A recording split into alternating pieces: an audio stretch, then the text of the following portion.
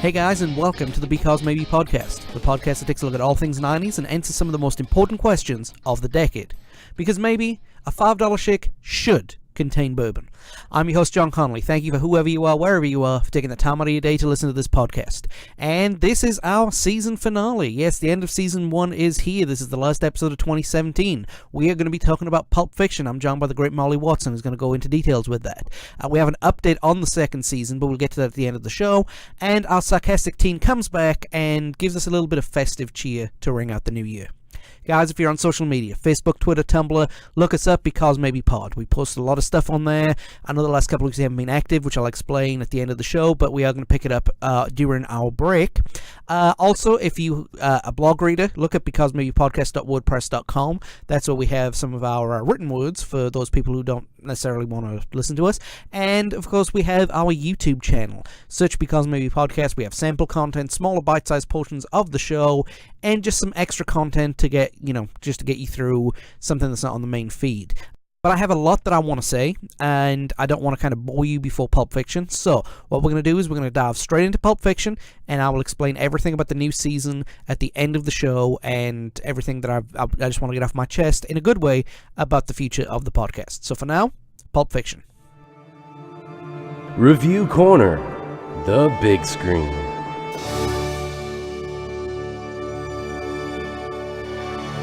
Okay, this week on Review Corner, we take a look at one of the greatest movies of the 90s and one of the greatest movies of all time.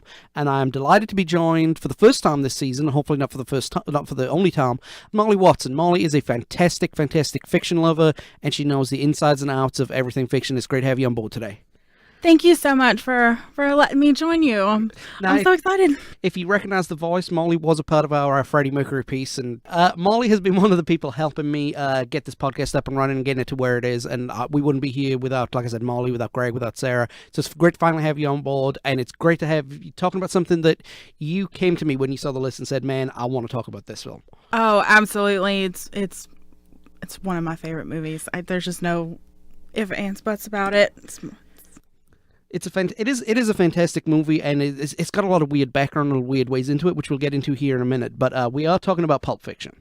I didn't mention that at the beginning. That's fine. We're talking about Pulp Fiction. Pulp Fiction is to movies what Shakespeare is to theater, in my opinion.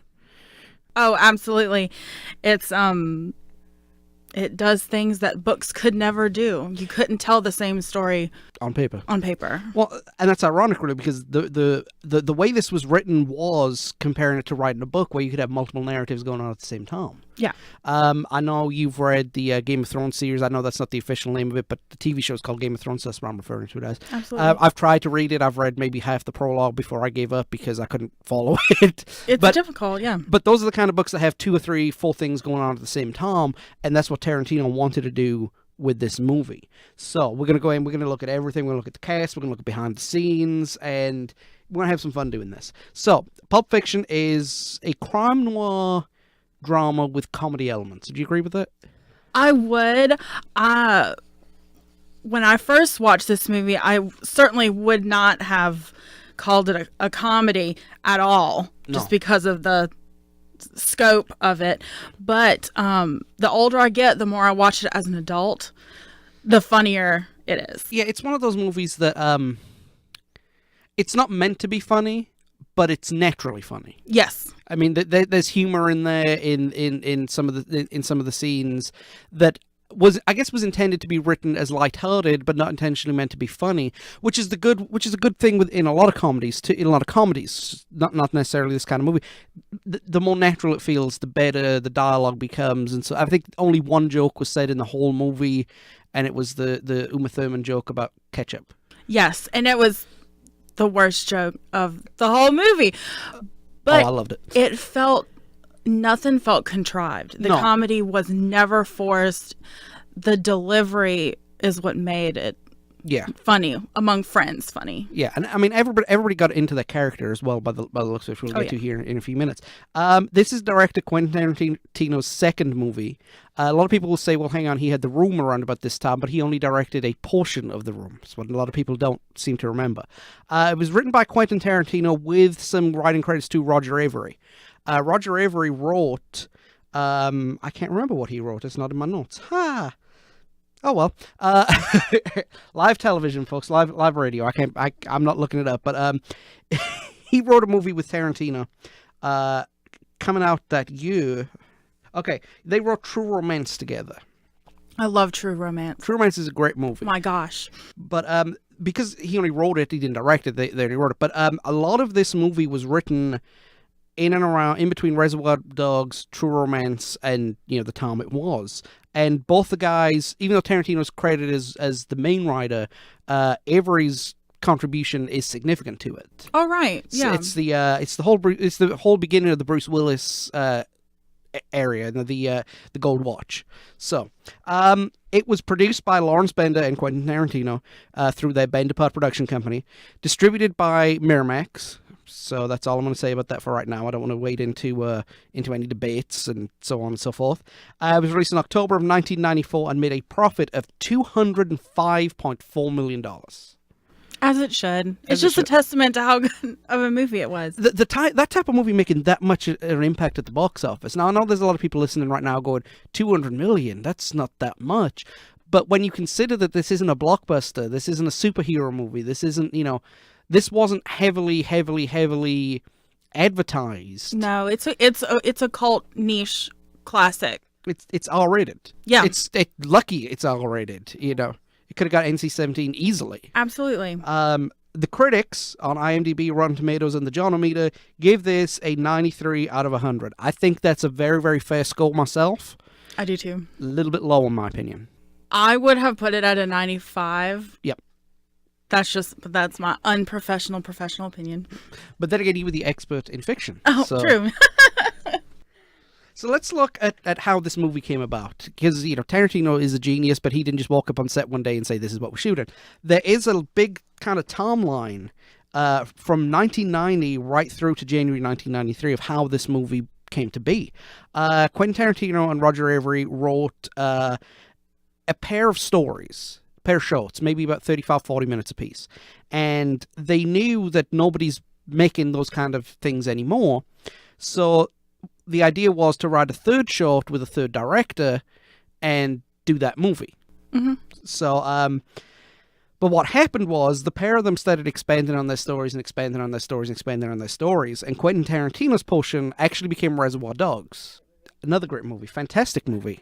But it's early Tarantino. I mean, I love Tarantino's early work. I haven't watched much of his new work, but up to Kill Bill, man, he's the man. He has to be. Yeah. Oh, absolutely. He has to be considered.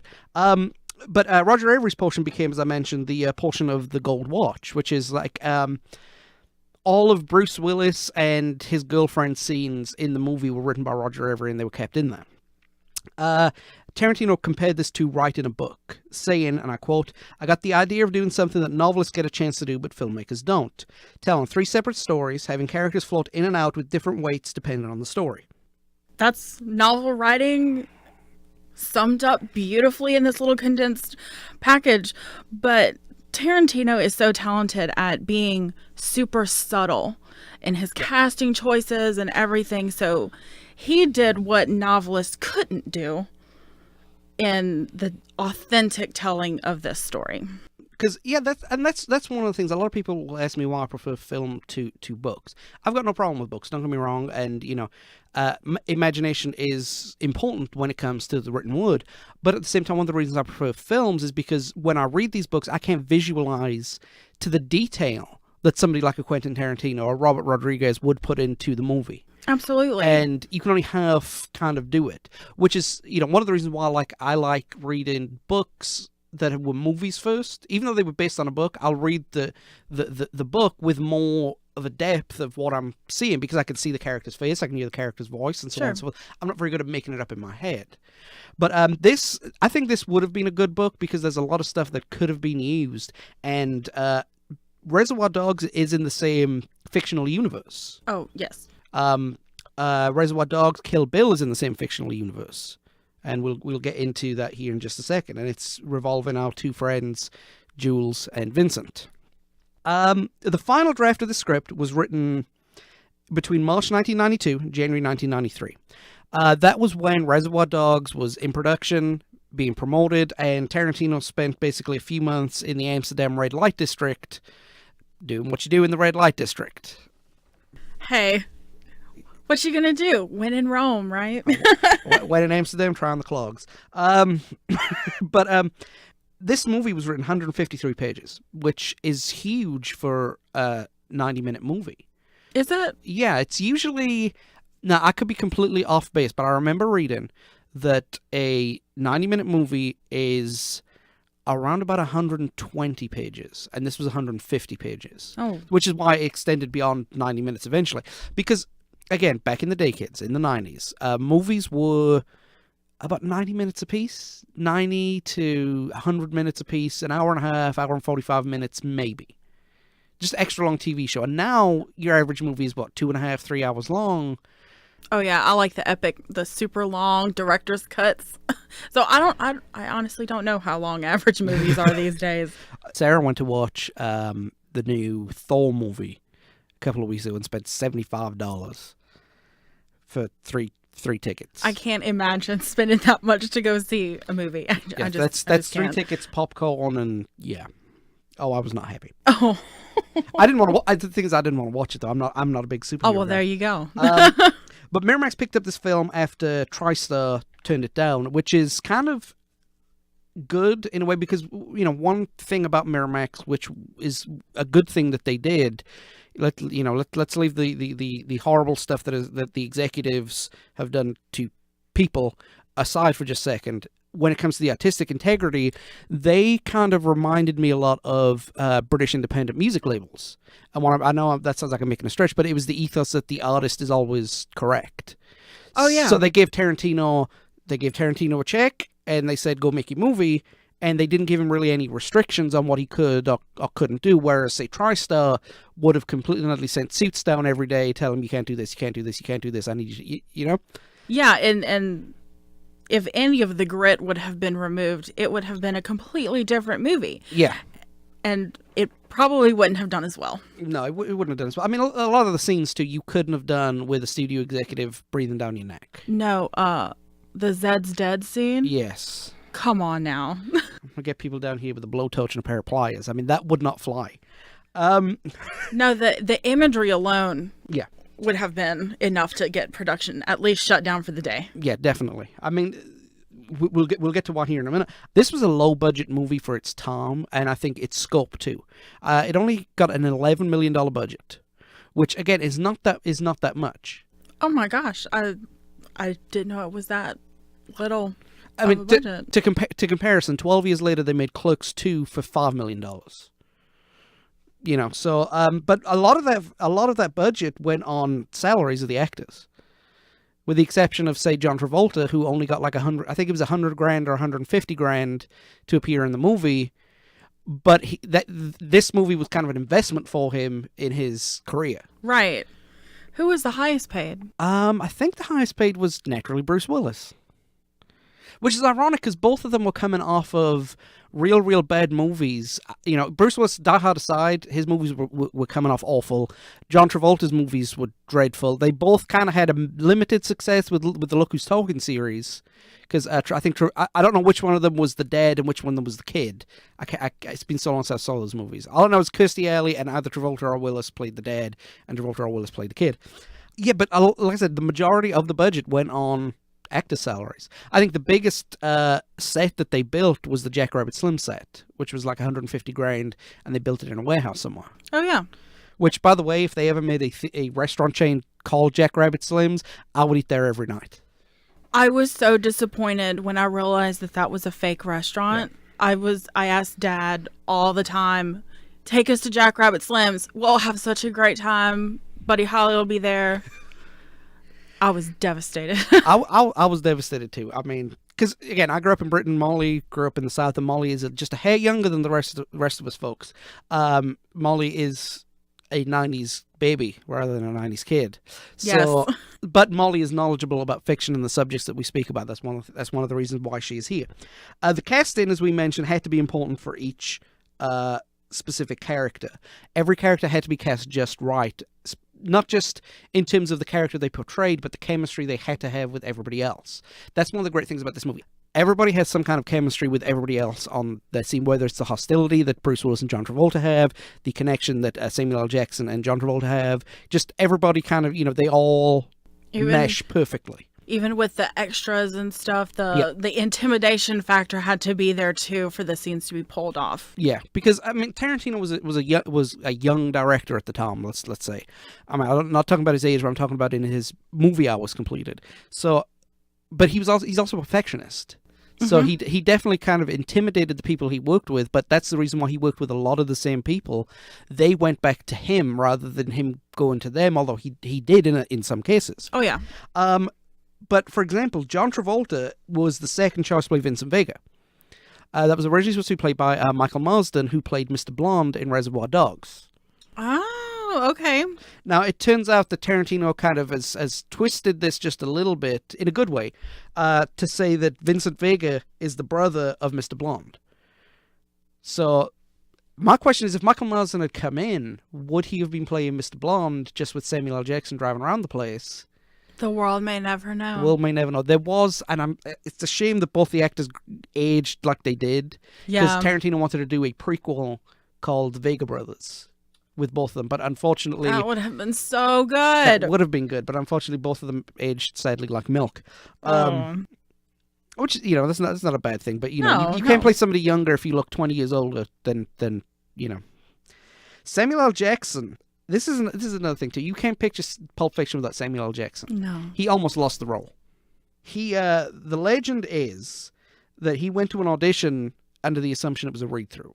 The other legend is that the person who auditioned with him was so good at his audition that they almost hired him. It was Paul Calderon. He is in Pulp Fiction. He's in the movie. He plays Marcellus Wallace's bodyguard and bartender. Yeah, I'm Paul. This is between y'all. That's him. Oh my gosh. Okay, I didn't. I'm learning stuff today. I didn't know that. But Tarantino wanted Jackson to re-audition because he wrote the part specifically for him. And I think it was I think it was ultimately a great decision that he convinced him to re-audition, because with all respect to Paul Calderon, who's a great actor. He is a great actor. But he's not Samuel L. Jackson.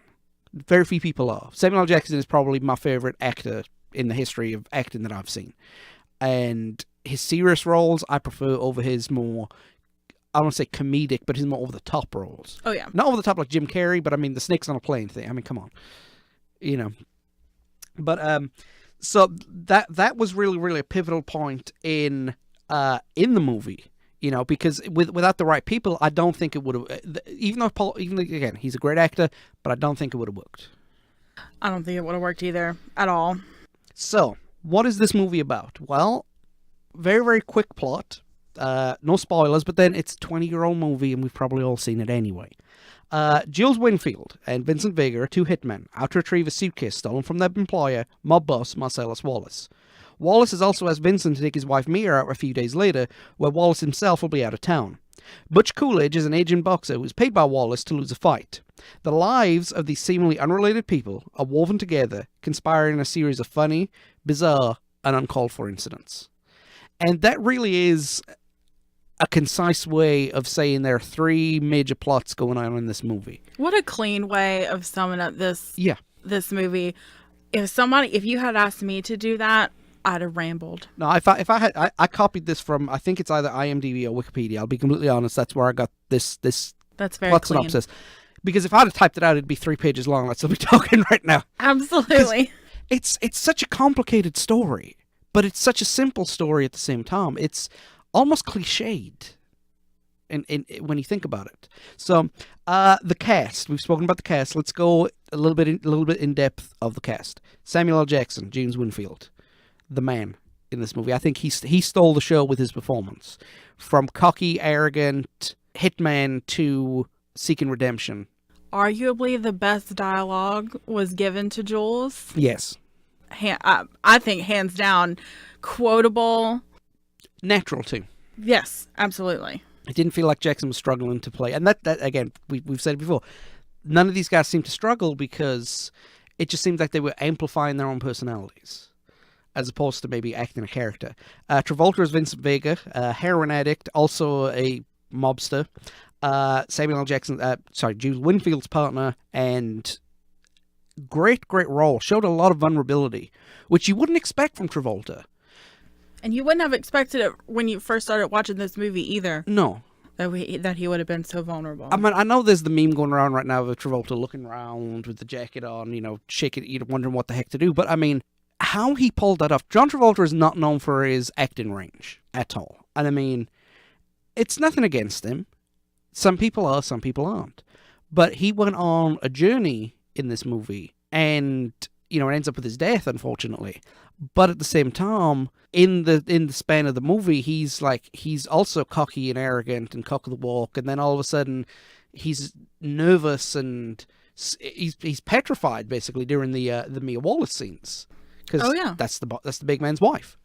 Then you've got Tim Roth and Amanda Plummer, Pumpkin and Honey Bunny. I love those two. Those two were so good together. I thought their chemistry was just like off the charts. Those are their scenes were my favorite scenes. Yeah, I think from the movie. Definitely, definitely some of my favorite scenes too. He had Bruce Willis as Butch Coolidge, a washed-up boxer named after President Calvin Coolidge. Didn't know that. Yes. Had no idea. He's named after Calvin Coolidge. I'll actually go further into details why he was named the way he was. Washed-up boxer rips off Marcellus Wallace, and he doesn't necessarily go on a journey, but he goes from being despondent to confident in the space of his timeline, in his story. I thought he did a really good. I thought Bruce Willis did a really good job. But then again, is it really a hard job if you're an action star to play a washed-up boxer? No, I don't think it was challenging for him. No, at all. Like John Travolta's role was there, and Bruce Willis, God bless him, he did a really good job. The whole scene in the pawn shop basement, you could see the moral dilemma on his face, but he tried. I thought, with all due respect to Bruce Willis, I couldn't pull the part off, but at the same time, the one thing that he was lacking was the correct anger and emotion during that last scene where he saves Marcellus Wallace from Zed and his brother. It was a little bit too even keeled. Yes, he wasn't frantic, he wasn't panicked, and he didn't even look angry. No, and I don't know if that was on purpose or how the scene was written, but I would have enjoyed a little bit more jazzed reaction. And I think part of it is because the way you mentioned the way it was written, he looked like he was heading out the door. The character looked like he was heading out the door. Then he changed his mind. But even if you change your mind and you decide, you know what, I'm going to go ahead and be the hero, you still get a little amped and you should get a little amped and pumped. It was too subtle. Yes. If it was written that way, it was a little bit too subtle. It's like, look, I have the hammer in my hand. No, wait. I got the baseball bat. No, wait. And he didn't like pick up the hammer and swing it and throw, he was very, very measured and careful. Marcellus Wallace is played by Ving Rhames. Wow. He's got a great voice. Great voice. Presence, just the presence. He's a big intimidated man, and he played that big intimidated man with his voice is even intimidating, even when he's trying to be, I won't say calm or confident, but at least he sounds intimidating even when he's level-headed. Oh yeah. You had Rosanna Arquette and Eric Stoltz as Lance and Jody, who were the drug dealers for Vincent Vega and a lot of other people. Interesting fact, it's explained that they are on the payroll of Marcellus Wallace. He's the one who supplies them so that they can deal. You had I cannot pronounce this name, my apologies, Maria de Meridos as Fabienne, who likes blueberry pancakes in a potbelly. God bless her. Yes, she does. I think her portrayal is very, very good, and a lot of people say that she sounds like a klutz, cluelessly, and not very intelligent. And no, I just put that down to her character not having English as a native language, and so she's struggling to find the words to say because it's not natural for her. Yeah, I thought her character was a little flat, but I think she needed to be a little flat because Bruce Willis's character was a little flat too. Yeah, they couldn't have outshined each other. They were they had to be, they had to be as equally, I don't say dull, but as equally relaxed and developed. laid back. Yeah. Tarantino makes an appearance as Jimmy, the owner of the house, and one of the most racist men in the movie. And Harvey Keitel as Winston Wolfe, the Wolf. What a character. I think he should have got his own spin-off movie. Yeah, he needs his own spinoff. Unfortunately, the character kind of killed its own reputation by doing car insurance commercials in the UK. But, it happens. People need to get paid. That's why we will be endorsing Orange Fanta. Orange Fanta. No, I'm just kidding. But if you are from Fanta listening to this, please send me some. You're absolutely delicious in your drink. So let's have a look behind the camera. Let's look behind the scenes of the movie. There's a lot of weird and wonderful stories coming out of this production alone, which again enhance. When you know these things, it'll enhance your viewing experience. I guarantee you that. Like I mentioned earlier, John Travolta was on a severe downward trajectory in his film career and accepted like $150,000 to make this movie. And his usual fee was like, at the time, $2 or $3 million. Again, adjusted for inflation, kids, for you think that's not a lot of money. Did you see any of Travolta's movies in the intervening time? I know they wouldn't have necessarily been in order because he would have been a baby. But just like the movies he did in that era, have you seen any of them? Do you know much about them? Can you name some? That's the answer. That's the answer right there. And that again, not to be a pain to Travolta, but his movies either nobody saw, or those who did see it wanted their money back, with the exception, obviously, of I mentioned Look Who's Talking. Bruce Willis was on the same trajectory too. And as I mentioned, him with Die Hard, and also Look Who's Talking, you take them out the way. And his career was kind of stagnant. I can't think of anything he's done in the early 90s. And Bruce Willis kind of is a little wooden in his acting. He can pull emotion out, but he doesn't do it as much. It's like, I get the movie, I'm Bruce Willis, I can do what I want kind of deal. He plays the same character. Pretty much. In a lot of his movies. I mean, look, I've mentioned before, I'm a big Kevin Smith fan, and there was a big beef between Kevin Smith and Bruce Willis over, I think it was Cop Out. Because I know they worked a Die Hard movie together, which is what led to Cop Out. And they both said that they had a hard time working with each other because their styles didn't match. And, a lot of people say Bruce Willis is hard to work with. He's kind of a perfectionist, and he kind of has a little bit of an ego. But then again, with the amount of good films that he has done, you can kind of, I don't want to say excuse that, but you can understand it. Right. The word is said 265 times in this movie in one form or another. And 260 of those are Samuel L. Jackson. But you know what? A lot of people will say that 4-letter words are used just to, fill space. Yeah. But, for this movie especially, I think they were all warranted. Yeah, I mean, some people use them as punctuation, commas, periods, whatever you want to call it. Yeah. But I mean, there are some cases where it can be like that, but then there are some cases, where, like, for example, the Winston Wolfe scene. He's gotten really irritated with Travolta's character, getting on him, and he said, "Look, I talk fast, I act fast, I move fast. If you can't keep up with me, then that's your problem, not mine. That's the way I am. We're in a situation, we got to take care of it. So you want me to say please? Fine. Pretty please with sugar on top. Clean the car." It was exasperation rather than blankety blank blank blank blank blank blank blank now, Yeah. So, which is another reason why Wolf needs his own movie. John Travolta is not a heroin addict. Never taken heroin. And apparently he wanted to do this as method as possible. Okay. But he didn't want to become addicted to heroin.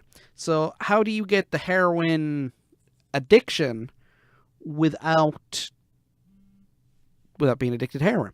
Well, Tarantino recommended go and see a recovering addict friend of his, and to explain the best way to how to feel like you were on heroin without being on heroin, kind of like a junior dose, for lack of a better term. So this is how you do it. You drink tequila, and you go in a hot tub. And then when you get up and walk around, the feeling of the heat and the tequila will kind of put you in a very, very small part of that minute state. Now, Disclaimer right here, ladies and gentlemen and children of all ages, the Because Maybe podcast does not encourage you to take heroin or drink tequila in a hot tub. But if you decide to do it, that's your own problem, not mine. Just wanted to say that right now. I'm sorry. I think in that scene where he's driving the car and he's, feeling it. Yeah. That the soundtrack also, that bass line also, puts you as a viewer more in that mindset as well. And it doesn't take you out of it. If they'd thrown something else in there, that it probably wouldn't work. But yeah, definitely keeps you invested, keeps you in there. For the religious folks listening to this, Ezekiel 25:17 is spoken by Samuel L. Jackson during the execution of at the beginning of the movie. It's not the full verse. It takes a little bit from it, but it's its own creation. And that, to me, is one of the greatest movie quotes of all time. Hands down. Its complexity. It's a 35, 45-second monologue using biblical terms. And one thing I can say about biblical terms is that they like their long syllables. Yeah. Fun fact that I don't know if anybody knows. In Louisiana, a year or two ago, a young man was standing behind somebody at a store who was robbing the cashier. And the guy behind the robber started quoting Ezekiel 25:17, and the robber got scared and left. That's brilliant. So it's powerful. It says everything you need to know about what's going to happen to you, who's going to do it to you. Yep. And it's very intimidating. It's a scary quote. Now, for all the Marvel movie geeks out there, I think it's in one of the Avengers movies.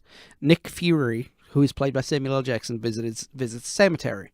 And he looks at a headstone, and the headstone says, Ezekiel 25:17, the path of the righteous man. So I thought that was cool, even though I'm not a fan. Like I said, even though I'm not a big fan of those movies, it was great.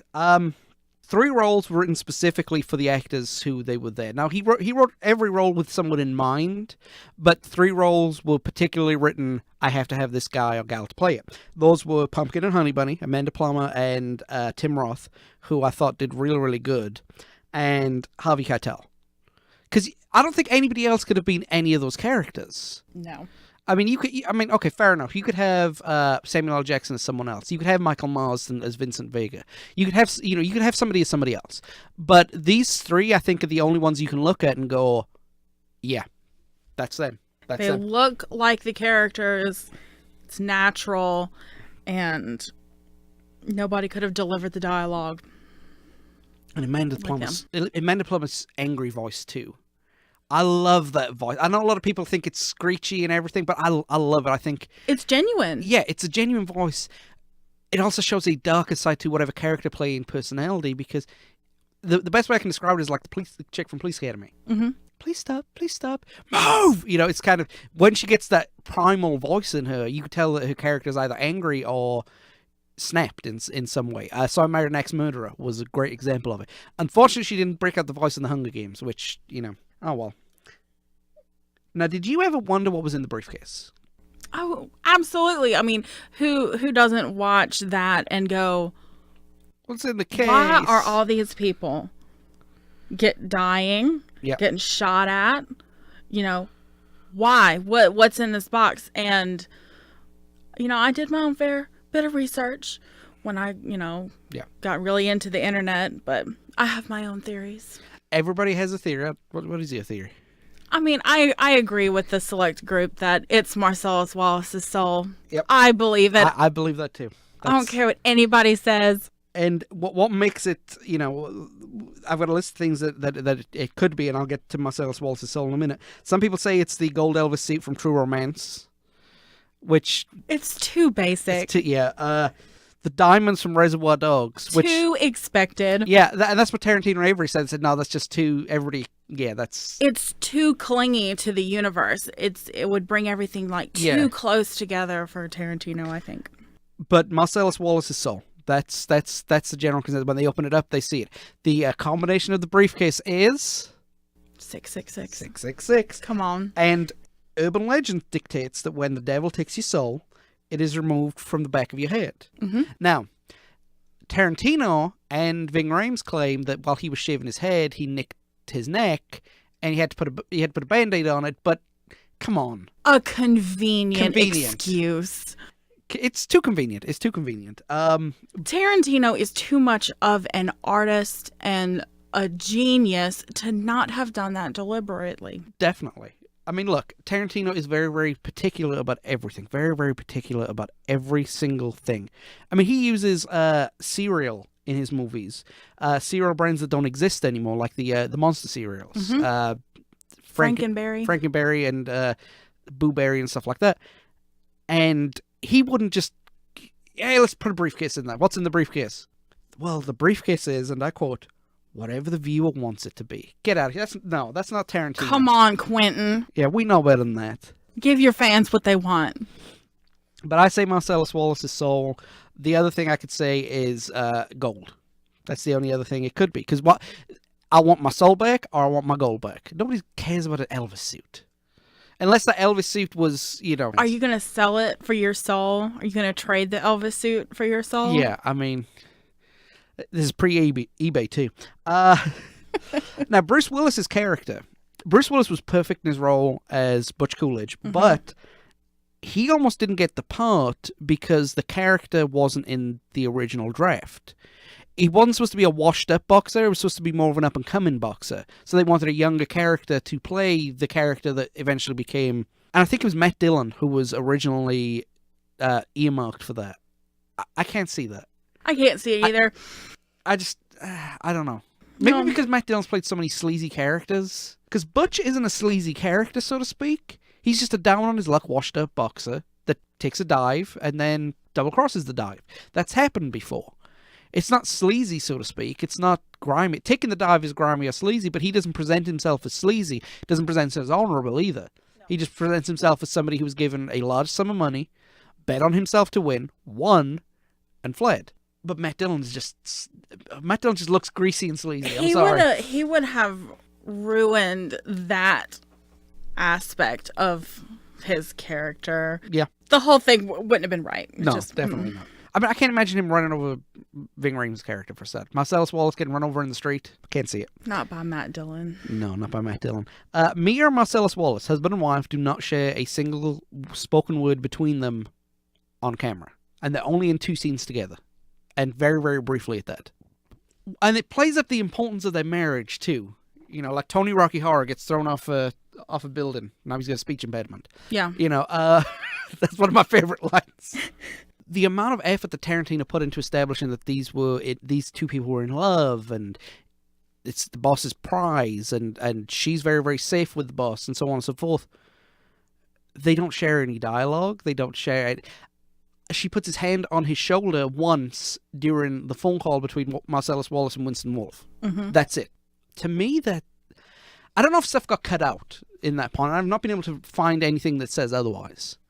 I don't know, but at the same time, I've read somewhere that married people, this doesn't apply to everybody, disclaimer, that married people don't have to constantly touch or engage in PDA. So I think that from my perspective, it just shows that they are very comfortable in their marriage, trusting of each other. You do your thing, I do my thing, and we'll talk about it over dinner kind of thing. True. And a lot of marriages are like that, and I would like to say mine is like that, but I'm a very, very clingy person. Just as Sarah. But talking of Mia Wallace, there's a deleted scene where she intimates that all men are either Elvis guys or Beatles guys. And Tarantino didn't cut that part out of the script for the movie because she calls John Travolta's character an Elvis man. An Elvis man like you will appreciate this. And okay, that doesn't make any sense. Why is she talking about Elvis? But it turns out her theory is there are 2 kinds of people in life. You're either an Elvis fan or a Beatles man. And unfortunately, I don't know what the context is behind them because that's all that's ever mentioned of them. But it's ironic that both Jules and Vincent are described as Beatles and Elvis men. Personally, Jules is described as an Elvis man.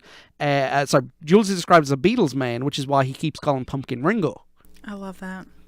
What you doing, Ringo? So, and then Vincent, as we said, is an Elvis man. Try not to be square. You couldn't see me doing the thing with my fingers. But he did it, and that's what counts. That's right. The scenes where Tarantino was actually on screen were, some of them at least, were directed by Robert Rodriguez. Excuse me, my apologies for the stuttering over the name. Those two are like, you can't separate them at that point, with Dusk Till Dawn and so on and so forth coming from it. You can't. And I think that it's a testament to their like symbiotic creative relationship. Yeah, definitely. That they can, their scenes can be like in the middle of a movie and you can't tell where one director ends and one begins. They trust each other and they can see each other's vision. Yeah, it's almost like with some directors and some actors, there's a certain amount of professional jealousy and so forth. But I think when they work together, or even they work independently of each other, there's never that with them two. And I think they threw Kevin Smith in there as kind of like the little brother of that trio. And I know a lot of people say Kevin Smith, but at a time, you got to remember, Kevin Smith was the biggest independent filmmaker in the United States, and he did have a huge following. Clerks and Chasing Amy and Dogma are three very, very, very good movies.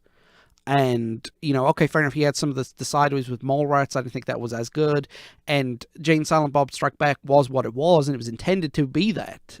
But at the same time, the stories that came from all those, Smith was definitely in the background, maybe not working with them, but at least looking for advice, and they would give it to him in the same way without trying to cut his creativity off, which they wouldn't do with each other. Right. So, but yeah, they are very, very, very symbiotic. The adrenaline shot, I couldn't watch it. I still to this day cannot watch the scene where he stabs her in the heart with the adrenaline shot. I can watch it, but at the same time, it's like, how do you not? I have too many questions, and I know nothing about medical practices or whatever, but I can imagine that in any situation where that's happening, I wouldn't want this movie to be the training video for somebody to save my life. Now, how they shot this, it had a spring-loaded needle. I'm glad, but they had to pierce Uma Thurman's skin. Oh, it did? Yeah, so they had to pierce the skin, maybe only a millimeter or two, just enough to leave the mark there. Because that's one thing Tarantino likes. He likes if he can do it authentically without hurting someone, he'll do it. Oh, right. So they did it backwards.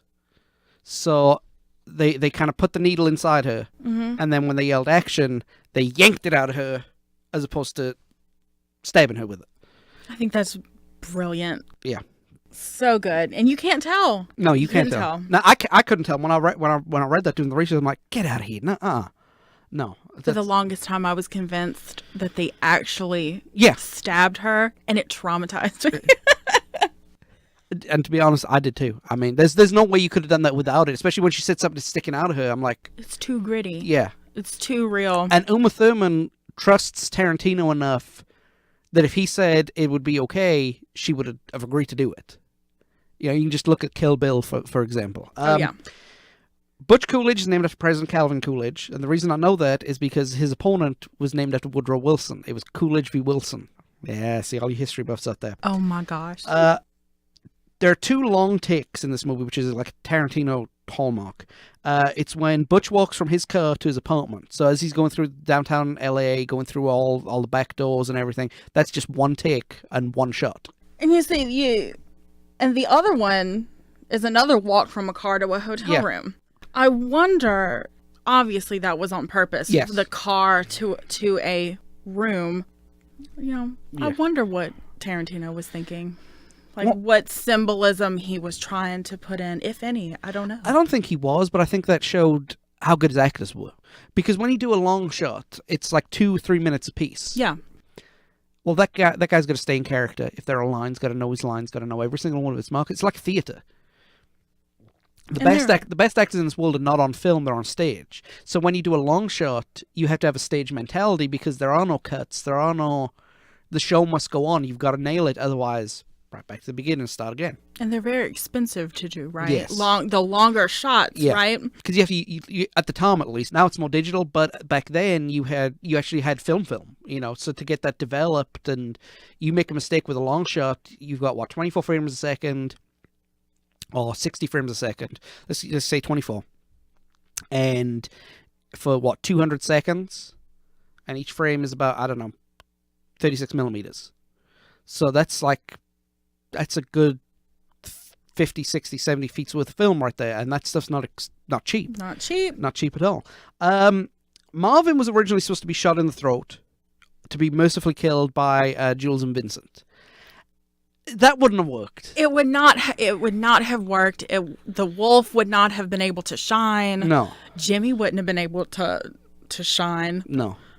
I think, yeah, that worked out well, and especially since they read it and they went to Tarantino and said, look, what if we just accidentally shot him in the face? And I liked Marvin. I I like think Marvin, Marvin too. was a nice guy. What's your opinion on Marvin? Man, I don't even have an opinion. Oh, you've got to have an opinion. Bang. Dead. And the last major thing in the movie that kind of sets it up for themes and stuff like that is every time Vincent goes to a bathroom, something happens that's not good. You had Mia's overdose by snorting heroin, the robbery at the restaurant, and then it leads to his own death because he left his gun where somebody could get a hold of it and he shot him. Stupid hitman. But one of the things that Molly mentioned earlier is this film is very, very, very quotable, and it has some very, very big scenes that you look and they're just so iconic. Jackrabbit Slims, that whole scene is the dance and the be honest, I don't like the dance scene. The dance seems a little out of place, but can you imagine Pulp Fiction without No, the dance scene? You can't. Now, when my dad used to take me to Sonic and I would want a milkshake, I would always order my milkshake Amos and Andy, and I would want my $5 shake. And that's the only way to do it now. Now, you know the answer to this. I want to test people. Okay. You can have it as Amos and Andy. And what was the other suggestion? Martin and Lewis. Martin and Lewis. Do you know what that meant? Couldn't tell you what it meant. Chocolate and vanilla. They were both comedy duos during the 50s, and one was a black comedy duo, the other was a white comedy duo. So basically he was asking chocolate or vanilla. Now you know that's Steve Buscemi. Yes. I couldn't tell because of the eyes, and And I don't mean that in a bad way, but that's his hallmark, his features, Absolutely. his eyes. Buddy Holly is Steve Buscemi. Steve Buscemi is Buddy Holly. I am ashamed that I didn't know that it was chocolate and vanilla. You just take my Pulp Fiction fan card away from me. But then again, every time you got a chocolate shake, I bet you got oh, okay, I know what that is now. Now I will. Should a $5 shake have bourbon in it? Yes. All shakes should have bourbon in it. I mean, it doesn't matter where you get them from. That's why you carry a little flask with you. Just a little flask. Done. Jules and Vincent in the apartment talking about the Big Kahuna burger. That's a tasty burger. The original Ezekiel 25:17, which I thought if you took the end of that one and the beginning of the second time he says, I think those two would be perfect together. Oh yeah. But the overdose scene, Mia Walt's overdose, where he's driving on a cell phone in 1994, screaming down the street. You can feel the tension. I mean, Yeah. It was very well done. Yeah, definitely, and you could almost smell the fear coming off Eric Stoltz's character at that point when he finds out it's Marcel Waltz's wife. But I do have a question. Where were all the other cars? 3:00 in the morning in Los Angeles. Yeah, I can. Isn't understand. LA always hopping? I've never been. The I only haven't the only place I've been is South Central Louisiana. For you. Hello to all of our Alexandria listeners, by the way. Magic people talk out of soundbox. And Baton Rouge. Boop, Give me 6. Sorry. The Captain Coon scenes. Christopher Walken. Christopher Walken's the man, too. His best. It's his best performance. It just... And that poor kid, right? I read that the kid who he's reading it to is just sitting there, mouth open, kind of... He hasn't got a clue what Christopher Walken is saying. Which I think made the scene better. Because if the kid knew what he was actually talking about, Ew. it wouldn't have been so No. life-changing. But even not just the actor, but the actual kid himself, when he went off camera, he didn't have a clue what. Like, Mommy, why is that man saying weird things to me? Oh my gosh! But that's Christopher Walken, though. You know, you kind of expect that. Marcellus Wallace and Butch when they get caught in the pawn shop. It's an iconic scene. I'm not comfortable watching it. You know, and for the record, I'm not comfortable watching any scene like that in any movie featuring any character. Absolutely. But the way it was dealt with, I guess, was kind of vigilante justice. With a set of blowtorch and some pliers. And a shotgun straight to the groin. You know. And a samurai sword. The wolf scene, we've mentioned that several times too. I mean, again, that's fantastic. Harvey Keitel does a fantastic job. The diner holdup. That's great too. The actors did a great job, I thought. But not just that, some of the quotes that we use in there, you know, the redemption of Samuel L. Jackson's character and the dog versus pig debate. I thought that's one of the most underrated quotable scenes of the film. It really is. When we had the soundtrack and we would listen to it, it has the Royale with cheese scene and it has the dog versus pig as a track. Yeah. And Mama memorized it and we would go back and forth and randomly and just go through it. For people who don't know, are people who wondering what are you talking about the dog versus pig thing, it's like, do you eat bacon? He said, no, I don't eat filthy animals. Well, but do you like dogs? Oh, I love dogs. Dogs got personality. So what if a pig had personality? There has to be one charming pig. I thought that it's an underrated line. It's an underrated line in a movie full of great catchphrases. Yeah. I personally don't like the Royale with cheese line. I guess because I'm European. Oh, and it just... The magic of it's lost on you. Yeah, it's like, Royale with cheese. Well, yeah, okay, what's so cool about that? You know, and for the record, at the time, in Europe, we did have kind of a hybrid metric system going on at the time. At least in Britain, anyway. We, you know, the day that we switched from pounds to kilograms, oh my word. Some people are still in therapy because of it. Hi, Mom. And then shooting Marvin in the face. Poor Marvin didn't deserve that. He didn't. I liked Marvin. He did not deserve it. Well, then again, though, he might have deserved it because he didn't warn about the guy with the hand cannon coming out the bathroom. True. The soundtrack to this movie is predominantly surf rock with soul, contemporary pop, and country mixed in, but it's not that contemporary, even for its time. No, it's not. It was a lot of 60s and 70s music in there. So it's the equivalent now of making a movie and putting 80s and 90s music on there, I guess, in the soundtrack. I'm going to pronounce this wrong, so I apologize. Miss LaRue? Misery Lou is the most famous track on the soundtrack. The way it was played, I love it. I think, you know, a surf version of an old Greek classic. It's perfect. It's absolutely perfect. And if I'd had the money, that would an equivalent of that would be the theme music of this podcast. You've viewed. I've played it for you before. It's a fantastic song. But I guess we'll just have to learn. Donations, please. But none of the tracks, like I said, none of the tracks were considered modern and contemporary at the time, which I think added to the timelessness of everything. Yeah, it did have a cell phone, but I think that was the only thing that connected it to its era. But you know what? Like Sex and the City doesn't have cell phones, and it's such a dated series. You could watch Pulp Fiction at the same time. It's kind of like suspended in this weird in-between time, and the soundtrack didn't date it. Right. And that's a good thing with Tarantino soundtracks as a whole. Yeah. I mean, look, the Kill Bill Volume 1 is one of the best soundtracks I've ever listened to. And, again, not modern in the slightest. Okay, it's got some of the verbal clips in there, but, I mean, Don't Let Me Be Misunderstood. At the time, that was, a 30-year-old song that wasn't even a huge classic at the time. Yeah. So it kind of helped that. In my opinion, we spoke about it at the beginning of the movie. The critics said it was 9.3 out of 10. I say 10. What do you say? It's a 10. Definitely. It's a 10. It's a masterpiece. It really is. You can watch it, and every time you watch it, you find something new, something subtle, a new quote that you hadn't thought about in a long time. It is what it is. It is. Every cast member was perfect for what they did. And the intertwining stories, they could seem a little contrived about how they intertwined, but then again, they worked so perfectly. Every single story weaves its way in there, you know, and it wasn't forced. No. Butch's story was a little bit over the top. Yeah. But it was over the top in the best way. In the context, it wasn't over the top at all. Now, looking back, it's a little...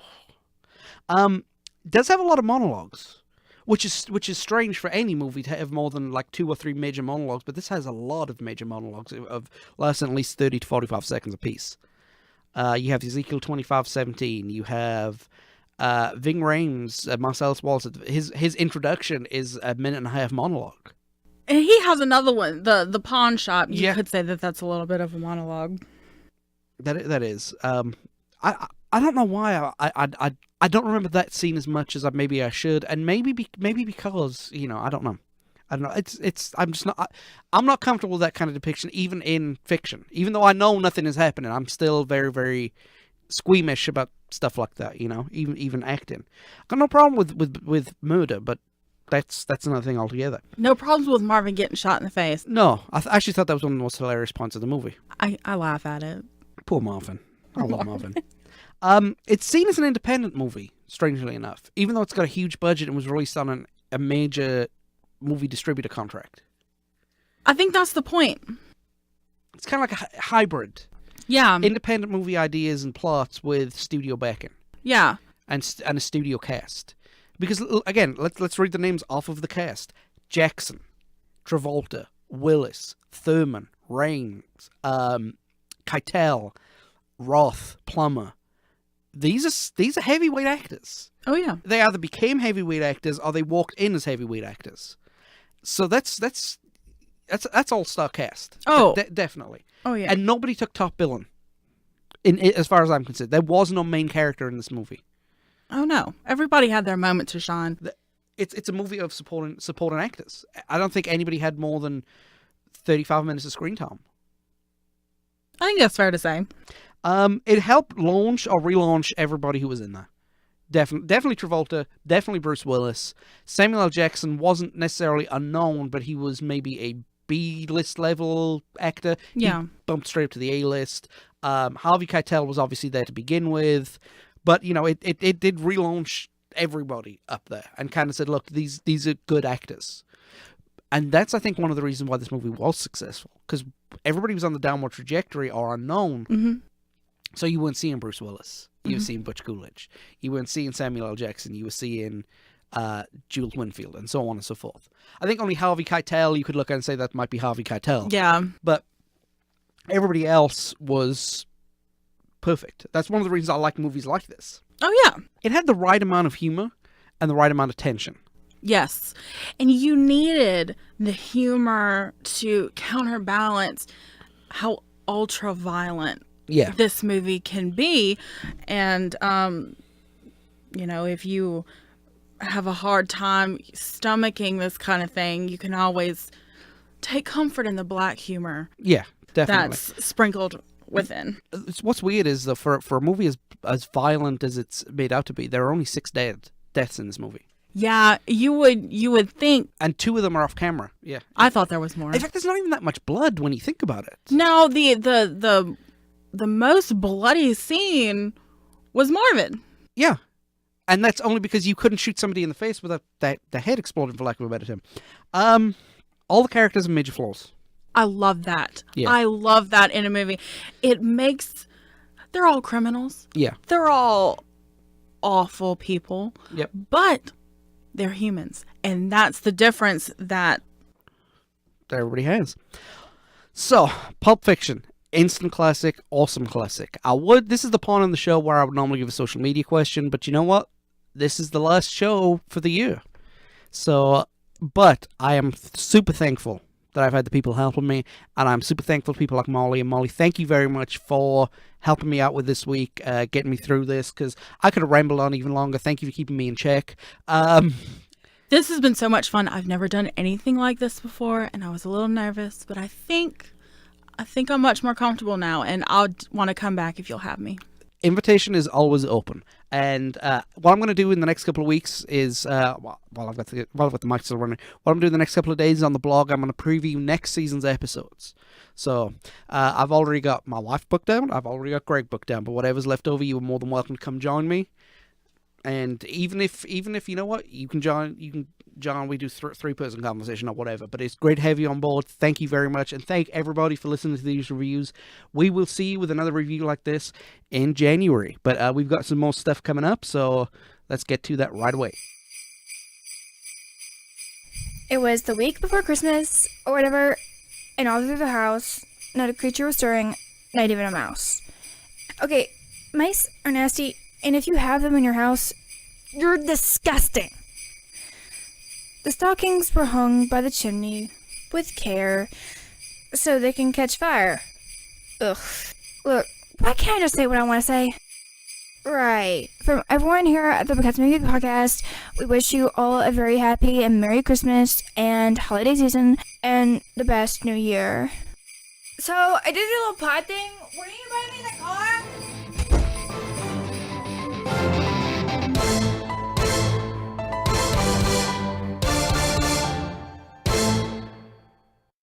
Celebrity Lounge presents Deck the Hollows, Friday, December 22nd at 10 p.m.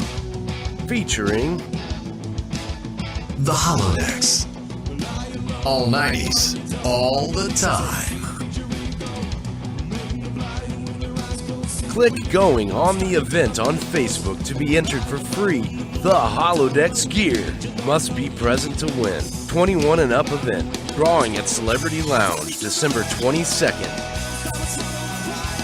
Deck the Hollows.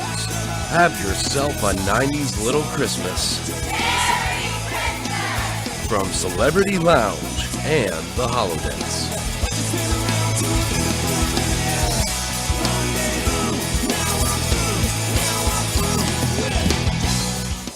My sincere thanks once again to Molly Watson for sitting down with me and talking about Pulp Fiction. I know there are a couple of issues in there in the way we went about some things, and it did seem a little bit iffy, but if anybody's upset by that, I apologize, sincerely apologize. I didn't realize until after we had recorded that it did sound like in times that I was talking over Molly, and I wasn't intending to. So that's my apologies, and I promise I will be more cognizant about that in the future. Also wanted to thank Greg Gregory for his appearances on the show this season. Again, without Molly and Greg and without my wife Sarah, I could not have done this podcast. And that's what I want to kind of get into here just before we go ahead and close out the year. I always wanted to do this in a format that I take some time off just to recharge the batteries, revamp the format, and so on and so forth.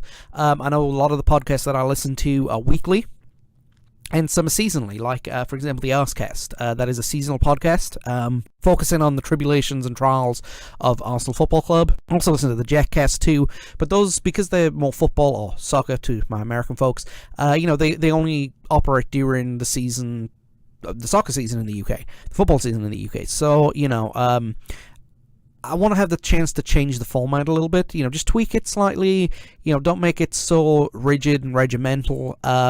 We've got the new day that we're going to be posting everything on. That'll be Sunday from here on out.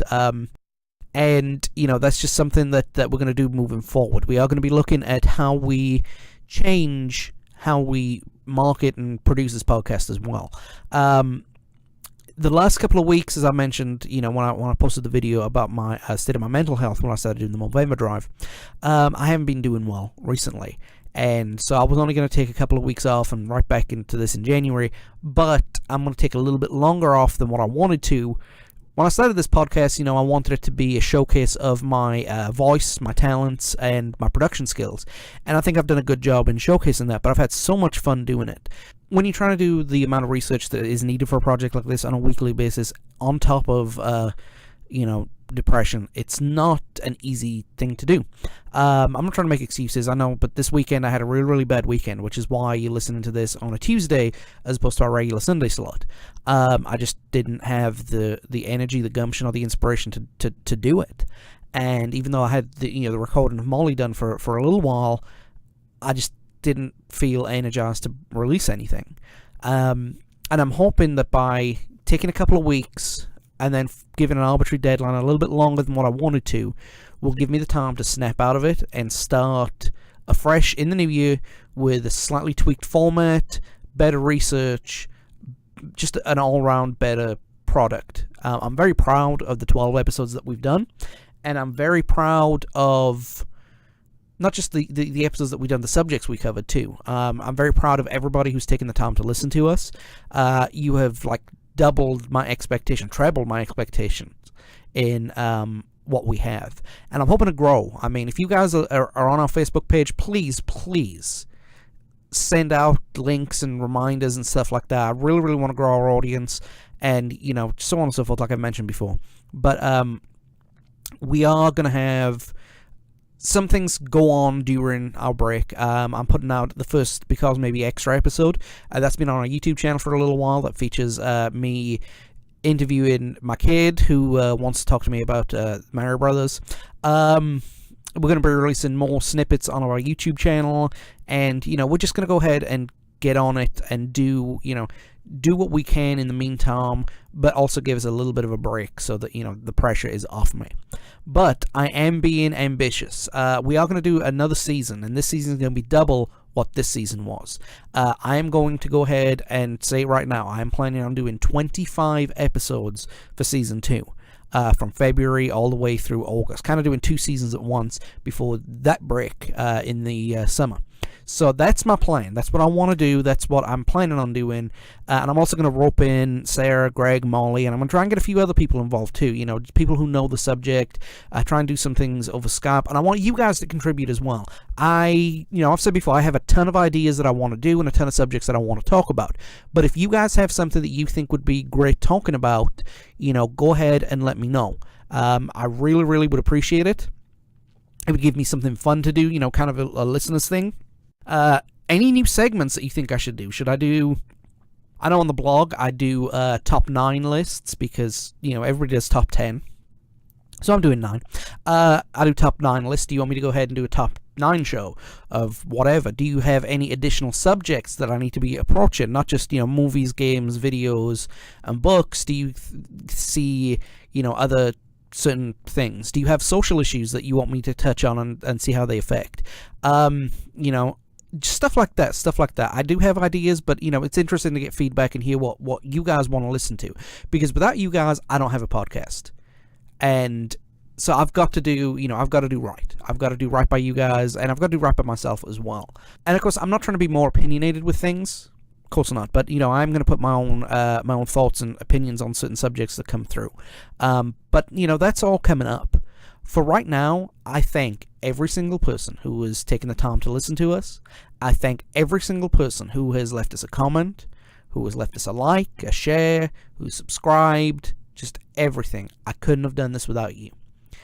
This is for episode 12, which is almost over, and we will be back with episode 13, or episode 201, in 5 weeks.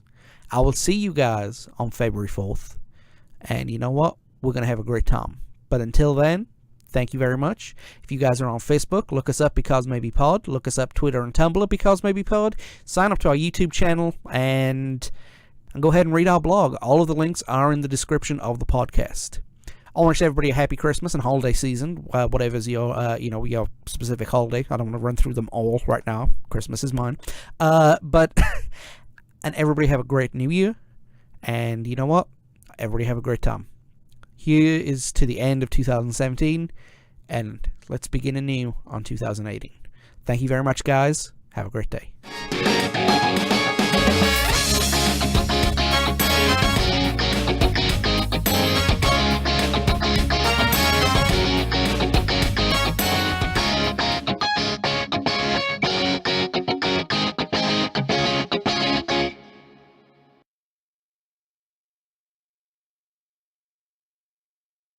So I did a little pod thing. When are you buying me the car?